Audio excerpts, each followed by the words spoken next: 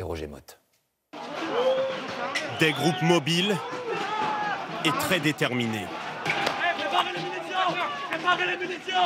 Politisés ou non, groupuscules extrémistes ou gilets jaunes radicalisés. Qui sont ceux qui ont pris part aux violences hier?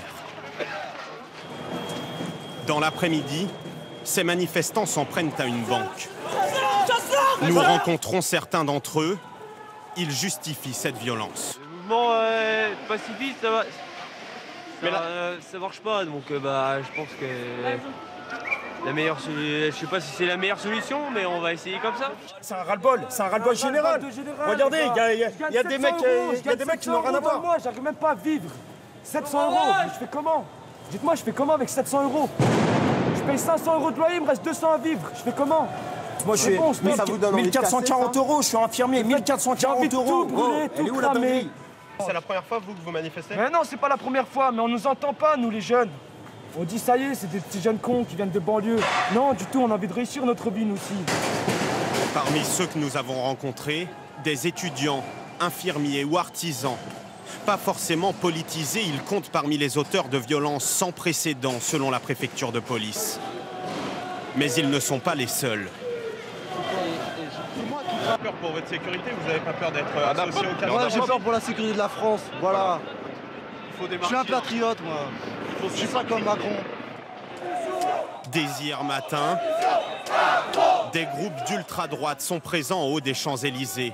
Ils arborent la croix de Lorraine, symbole repris par l'extrême droite.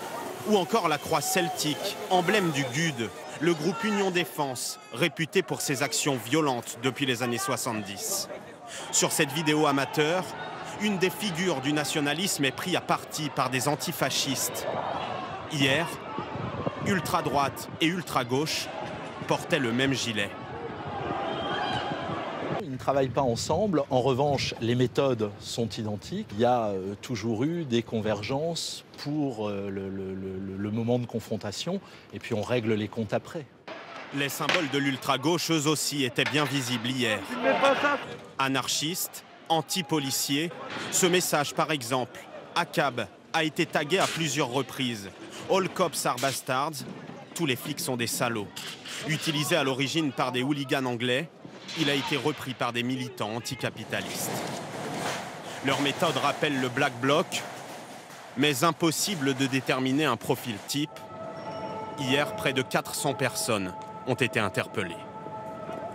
La garde des Sceaux, Nicole Belloubet, s'est rendue au palais de justice de Paris. Et aujourd'hui, une visite qui fait suite à ce chiffre. 372 personnes ont été hier placées en garde à vue. Bonsoir Gérard Grisbeck. Gérard.